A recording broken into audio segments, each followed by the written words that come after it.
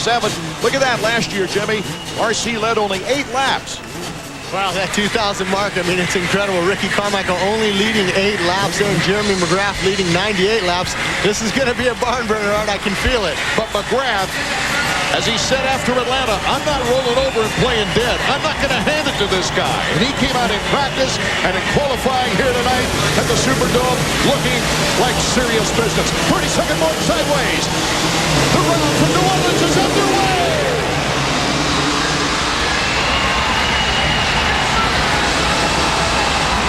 McGrath, Carmichael, Rancona, Wyndham, they're all there. Oh, we got the race art tonight.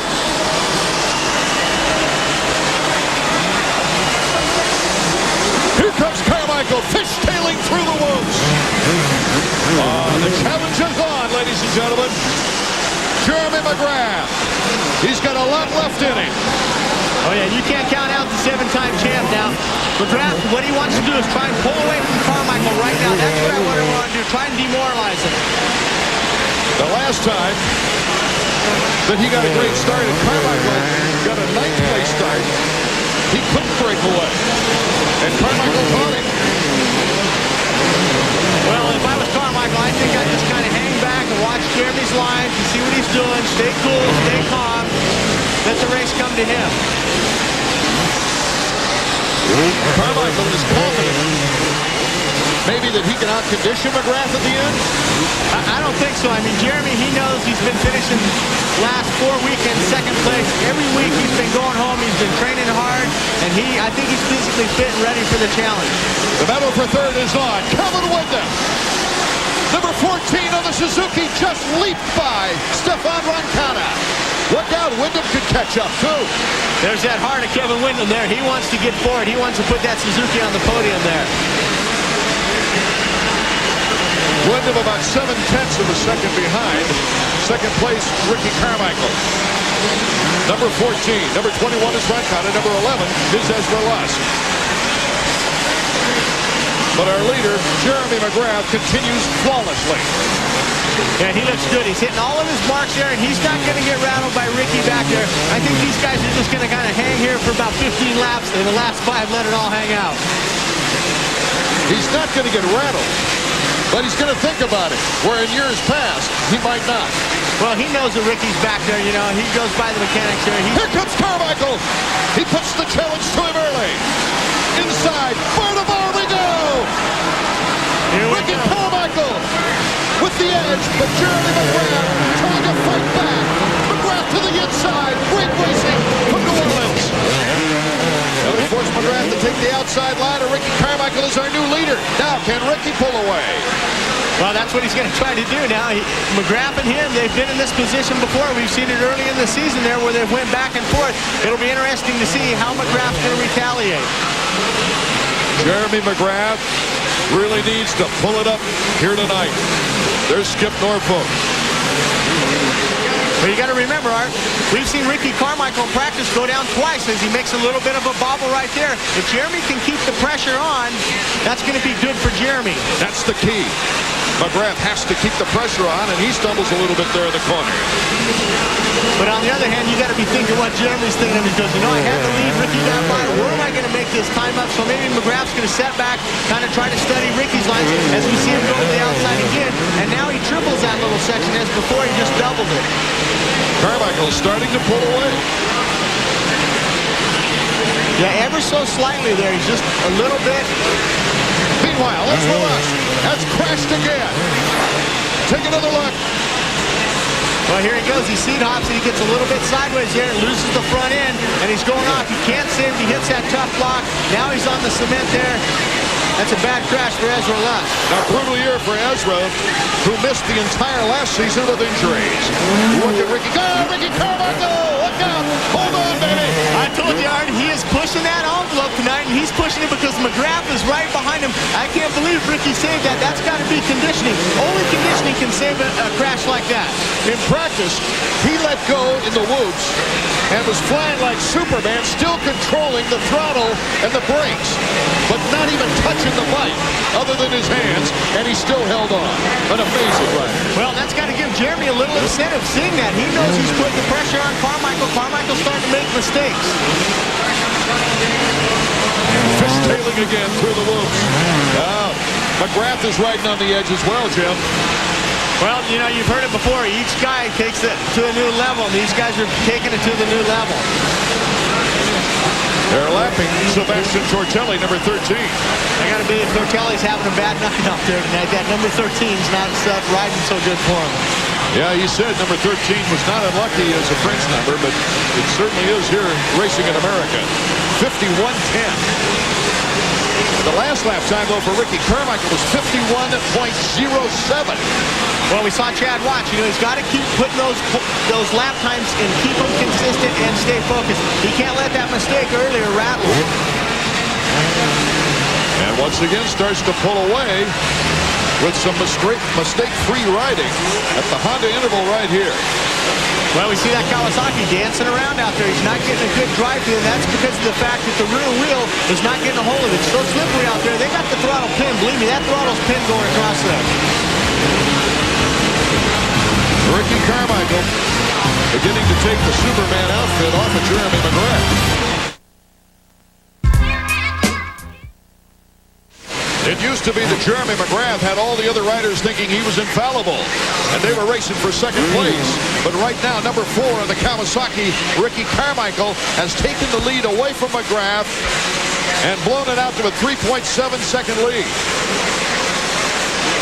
Behind McGrath and Kevin Windham, the battle rages on with Roncada and Larocco. Larocco in the whoops as they come out of the whoops. Look out, Stefan. I wouldn't want to be in Stefan's shoes right now with Larocco right behind him. Larocco always working his way up through the pack, never giving up, that never die attitude. Third in points, he just keeps right on rolling, Jimmy. He turned 30 on the 12th of February, and this is his third decade of racing. That's an amazing endurance record in this sport. Yeah, as we see, he's following Roncada now as they're coming up to that finish line jump there. It'll be interesting to see where Roncada goes and where Larocco goes. See, Larocco's trying to get that front wheel stuffing underneath him there. Give you an idea about the endurance of Larocco and remaining competitive all this time. This in Daytona will be his 170th 250 series start. That's incredible. 170 starts. How many did you start, Howard? I started a few, but not that many. Maybe Jeff Ward has only got him on that. Yeah, Wardy had. I don't know. Wardy put in a lot of years also. As we take a look at the battle right here for 4th, Ricky Carmichael now starting to go through some lappers, but he leads by 4.6 seconds over Jeremy McGrath as he's broken the spell. Here comes Larocco. Decide it's time. Rubbing a little plastic. Bar to bar we go. The timing section, Roncada is holding on. Well, you know, that's it. I mean, Larocco went in there the lap before previously. He stuck a wheel in, and this time he was side by side with him. We'll see what happens next lap if he's just going to come in there and move him. Roncada, the winner here last year in the 125s, as we mentioned, on way to the 125 East Championship.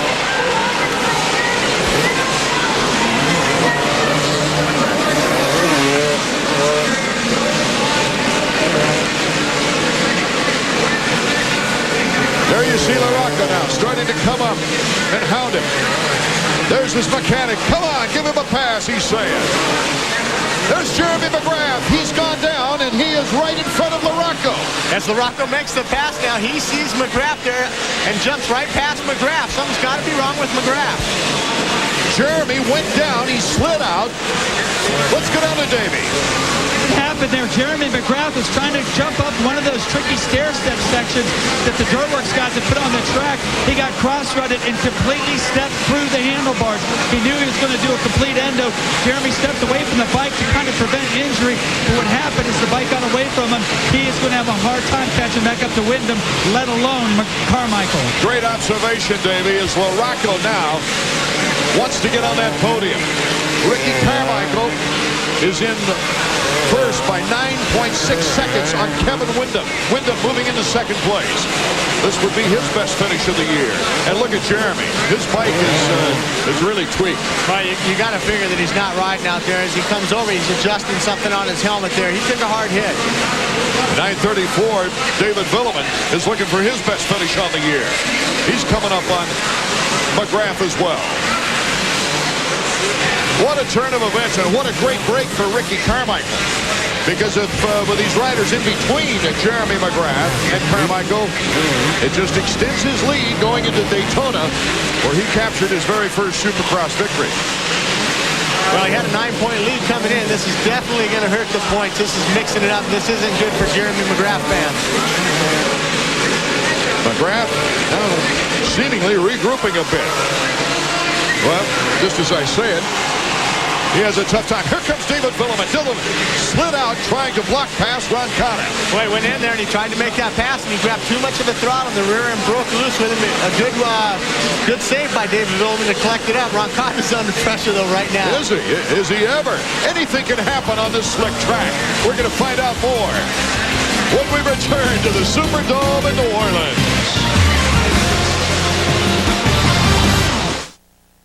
Can only see Sports Century by calling 1-800-CLASSIC today. There's number 4, Ricky Carmichael, over the finish line jump here in New Orleans, Louisiana, and he's made it a runaway right now. Let's go downstairs to Davey. Chad, big change. Jeremy McGrath went down. Are you going to let Ricky know? Yeah, I let Ricky know as soon as it happened that Kevin was in second, and back his pace down because he had the cushion. Him and Jeremy are doing a couple jumps that were really risky, but they had to do it. It looks like it came up and bit him. That one didn't, just he had a little alter bad mistake.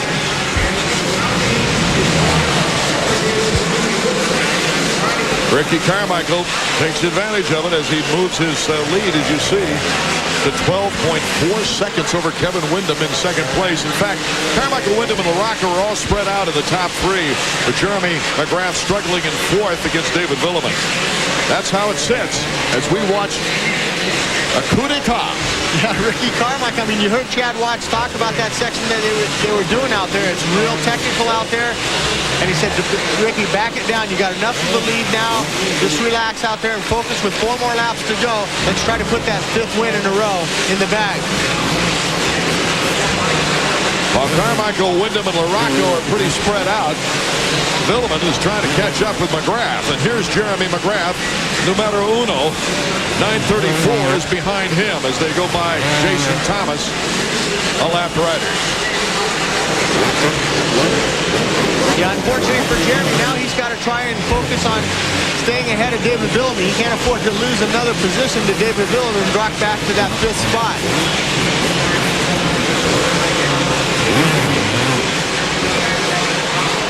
Villeman riding for the second time without his dad around, who went back to France, thinking that might help David's performance. After last year, in his rookie 250 season, doing such a great job. Well, I mean, it's phenomenal. He wins 4 events last year, and everybody thinks he goes to Paris. He wraps up, wins over there. Everyone thinks that he's going to be the guy. He comes over, has some injuries there, but he's putting in a good ride tonight. There's Ricky Carmichael. You can't get to Las Vegas for the final race of the year. It's live pay-per-view on May 5th. Check it out. A lot can happen between now and then. This race winding down, though, with Carmichael in the lead.